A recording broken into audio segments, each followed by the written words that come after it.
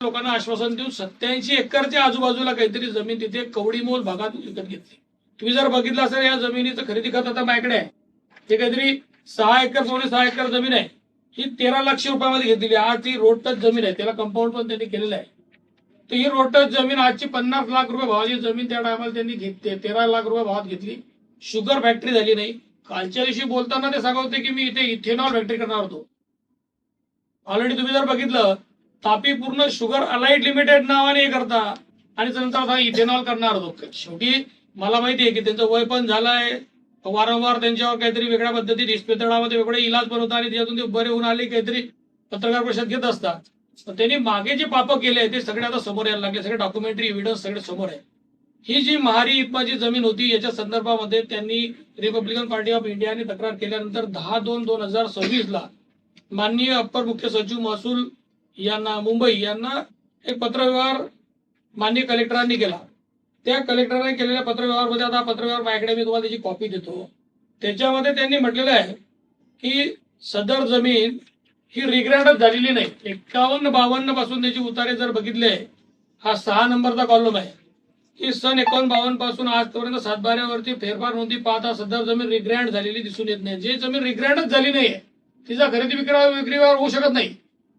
आणि हे महोदय कसं काय ते सरकार होतं यांना महसूल मंत्री केलं होतं. महसूल मंत्री असताना तुम्हाला रिग्रँडचा अर्थ समजत नसेल आणि हे सांगता की ते भोकटा वर्ग एक असताना मी खरेदी केली आहे. दादांत खोटं सांगताय. एखादी महार वतनाची जमीन जर असेल तर तिला कलेक्टरकडून खरेदी करावी लागते. ती ज्या टायमाला रिग्रँड झालेली असेल तेव्हा. यांची तर रिग्रँड झालेली जमीन नव्हती. हे ते सरळ कलेक्टर महोदयांनी लिहिलेलं पत्र आहे. आणि हे सेम जे महसूल मंत्र्यांनी मला लक्षवेधी क्रमांक 2600 ला उत्तर दिलं त्याच्यामध्ये त्यांनी क्लिअर कट म्हटलेलं आहे की ही जमीन रिग्रँड झालेली नाहीये. तरी हे म्हणता की महसूल मंत्र्यांनी सांगितलं की ही जमीन महारत्नाची नाहीये.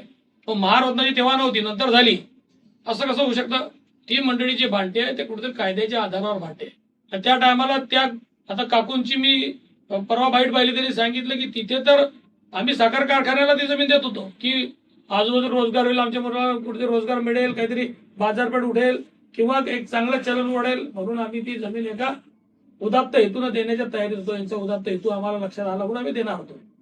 तर खऱ्या अर्थाने यांनी ती जमीन वेळेवर, आता ते तसं म्हणतात त्याचा माझ्याकडे काही प्रूफ नाहीये, पण ते म्हणतात की तिथे शारदा एकनाथ खडजे, कुमारी शारदा एकनाथ खडजे त्या काळातल्या त्याही तिथे नव्हतं असं ते म्हणताय. ते तर व्हेरीफाय केलं पाहिजे कारण ते अतिशय गंभीर आहे. चमेलीबाईंच्या तोडून ते बाईट आली, ते बाईट मी बघितली, त्याच्यात त्यांनी असं म्हटलेलं आहे. आणि ही खरेदी जर तुम्ही बघितली तर ही खरेदी तुम्हाला दाखवतो मी आज. ह्या खरेदीमध्ये 8 लोकांनी खरेदी करून दिलेली आहे. 8 लोकांनी, हे तुम्ही बघू शकता. 8 लोकांनी खरेदी करून दिली. शेवटचं नाव 8वं आहे. शेवटचं नाव 8वं असं आहे, सीताराम भिका तायडे. आणि जर तुम्ही ही सूची क्रमांक 2 बघितलं तर याच्यामध्ये 7च नाव आहे. हे 8 लोकांना खरेदीसाठी उभं केलं आणि सूची 7च नाव दाखवते. याचा अर्थ 8वा माणूस खरेदीसाठी उपस्थित नव्हताच, कारण सूची खोटं बोलत नसते. आणि तुम्ही त्या टायमाला बोगस खरेदी करून घेतली, हे तर कन्फर्म झालं. म्हणून त्या लोकांचा उशिरा का होईना, सत्य परेशान होत आहे, पराजित नाही, म्हणून आज उशिरा का होईना गुन्हे दाखल झाला. अरे ते तर असं तर नाहीये ना की गिरीश महाजन साहेबावर ते 5-5 टर्म आमदार असताना निंबोरा पोलीस स्टेशन मकोका दाखल झाला आणि तो शून्याने तिथे गेला. असं तर काही झालं नाही ना. तुमच्या काळामध्ये जी यादवी चालली होती की ज्या पद्धतीत तुम्ही चाललं होतं तसं तर झालेलं नाहीये. आणि तुम्ही सांगता की इथेनॉल करणार होतो, कधी सांगता शुगर फॅक्टरी करणार होतो. आणि तुम्ही आता माझ्यावर बोललात की मुक्ताई सहकारी साखर कारखाना मी मोडीत काढला नाही आणि तिथे Muktai Nagar sugar energy limited जे नंतर कारखाना सुरू झाला त्यांनी प्रायव्हेट विकत घेतला तो, त्याच्यावर तुम्ही म्हणता आमचा काही संबंध नाही. शिवाजी जाधव माझे मित्र होते, मोठ्या मोठ्या लोकांची माझी ओळख उठबस आहे. तो तुम्ही कारखानदाराच्याच घराची अवलाद आहे, त्यामुळे तुमची कारखानदाराची उठबस असू शकते. आम्ही सर्वसामान्य गोरगरीब आहे. आमची मैत्री गोरगरिबांची, टपरीवाल्याशी, चहावाल्याची, बसणाऱ्या उठणाऱ्या हॉकर्सची यांच्याशी आमची मैत्री आहे. आम्हाला अशी मोठी शौक नाही. तुम्हाला ते मोठे शौक तुम्हाला लागला. पण तुमच्या माहिती सांगतो की आज जर बघितलं तर या कारखान्याची जर साईडवर तुम्ही केलं तर त्याच्यामध्ये त्या टायमाला रोहिणी प्रांजल ठेवलकर 20 फेब्रुवारी ते 20 फेब्रुवारी 2016 ते 20 सप्टेंबर 2016 पर्यंत ऍडिशनल डायरेक्टर होत्या. नंतर त्या 30 सप्टेंबर 2016 ते 22 सप्टेंबर 2020 पर्यंत डायरेक्टर होते. तुम्ही सांगता आमच्या कारखान्यात काही संबंध नाही, कारखान्यात तुमचा काही संबंध नाही, तर हे गळीत हंगाम करताना माननीय मुख्यमंत्र्यांनी तिथे कोणी आणलं? तुम्ही प्रत्येक गळीत हंगाम करता तिथे पुढे पुढे होता, आणि मग तिथे जे 1600 बेरोजगार झाले त्याला जबाबदार कोण? अहो, इव्हन इतकं भयंकर आहे की त्या टायमाला मीच पत्रकार परिषद घेतली की त्या कारखान्यामध्ये तुम्ही जिल्हा बँकेचे चेअरमन त्या रोहिणीताई असताना इथे व्हाईस चेअरमन तुम्ही दाखवायचे, नाव मिरवायचे व्हाईस चेअरमन. आम्हाला काय माहित कोण आहे व्हाईस चेअरमन नाहीये, पण नावं तर आम्ही ऐकतो, लोकांकडून ऐकतो व्हाईस चेअरमन या ताई आहे म्हणून.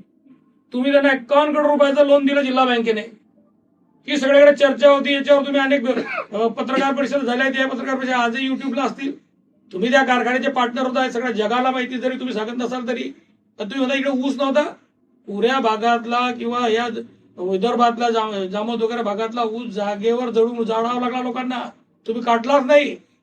तुम्हाला कारखान्यामध्ये पैसे व्हाईट करायचे होते, मोठं लोन घेतलं, व्हाईट केलं, आणि त्यानंतर पुढे तुम्ही सगळं जागलं आणि तिथे आज 3 पत्रही ठेवलं नाही.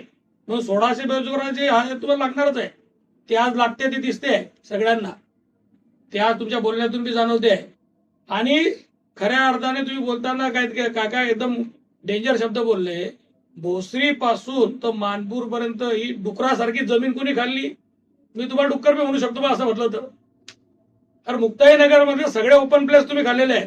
टप्पा 2 मधली शैक्षणिक प्रयोजनासाठी जागा तुम्हीच घेतली. टप्पा 3 मध्ये मी तुम्ही महसूल मंत्री असताना, पुनर्वसन मंत्री असताना टप्पा 3 मध्ये तुम्ही एक निखिल गडकरी टॅलेंटच्या नावाने थोडे पैसे घेऊन तुम्ही तुमच्या संस्थेला जागा दिली.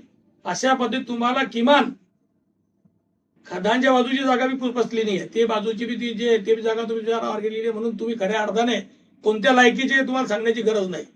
आणि तुमच्यावर इतकं जास्त बोलण्याची वेळ त्यासाठी येते की तुम्ही लायकीच्या बाहेर गेला तर आम्ही बी तुम्हाला तेच सांगतो की त्याच गावच्या पोरी त्याच गावच्या बाबडी आहे, हे लक्षात ठेवा. तुमची अवकात दाखवा, तुम्हाला वेळ लागणार नाही. तुमच्यासारखा भ्रष्टाचारी माणूस या मतदारसंघात 35 वर्ष राहिला आणि लोकांचं माझ्या माहितीनुसार पूर्ण त्याचं करिअर खराब केलं तरुण मुलांचं. अरे इव्हन तुम्ही फक्त थक हमी काहीतरी 10-12 करोड रुपयाची मधुकरला देऊ शकलो नाही, म्हणून मधुकर सहकारी साखर कारखाना बंद पाडण्याचं पापही तुम्ही केलेलं आहे. आणि तो मधुकर साखर कारखाना बंद पडल्यानंतर जे लोक बेरोजगार झाले ना, त्या लोकांनाही तुम्हीच जबाबदार आहे. त्या टायमाला जिल्ह्याचे सर्व स्वतः तुम्ही म्हणून घेत होता, आम्ही तुम्हाला काही भरत नव्हतो, तुम्हीच म्हणून घेत होता. त्या टायमाला मधुकर सहकारी साखर कारखाना बंद पडलाय. जळगावची MIDC कधीच उठू शकली नाही, कधीच बनवू शकले नाही. पण तुमच्यासारख्या अशा भ्रष्ट माणसाने अशावधी चर्चा करणे हे अतिशय सूर्यावर थुकण्यासारखं आहे. तुमची लायकी तुम्हाला माहिती, तुम्ही इतका मोठा की माझ्यावर बोलण्यावर लोक मोठे होता. आम्ही आमच्या कष्टाने मोठे झालो आहे, तुमच्या सारख्याच्या नाही. तुमच्या कुटुंबातले तुम्ही मोठे करू शकले नाही, मुलगा निवडून आणू शकले नाही, मुलगी निवडून आणू शकले नाही. तुमची काय कुवत आहे सगळ्या जगाने पाहिलेली आहे. आणि जो चांगलं काम करतो लोक त्याच्या पाठीशी मागे उभे राहतात. तुम्ही हे जे केलंय हे पाप भरताय.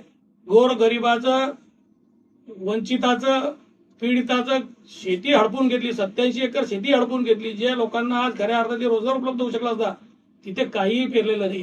अजून तर तुमचे 2 प्रकरणं यायचे, ती येतील. 2016 मध्ये पुनर्वसन मंत्री असताना तुम्ही जे केलंय ते डॉक्युमेंट काढलेले आहे. आणि ह्या 87 एकर जमिनीवर आजही जर उतारे पाहिले तर कापूस दिसतो, तिथे तूर दिसते.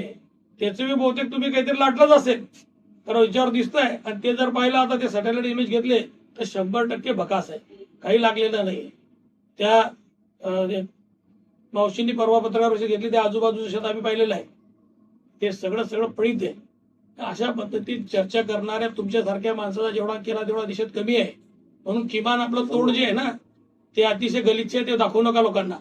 खडसे साहेबांनी आरोप केला होता की मी सूतगिरणी मार्फत आणि इतर सरकारी व बिन सरकारी अशा क्षेत्रामध्ये जवळपास 5 ते 6 हजार तरुणांना रोजगार दिला. आमदारांनी काय केले, उलट कारखाना बंद पाडण्यासाठी तुम्ही आंदोलन केले असा आरोप त्यांनी केला होता.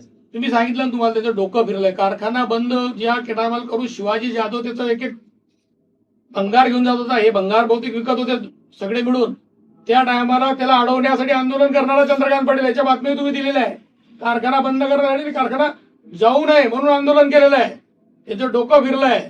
आणि ते आता 5-6 हजार लोकांना 5 तरी दाखवा. जी सूतगिरणी आहे ते भाडे तत्वावर कोणाला तरी चालवायला दिलेली आहे.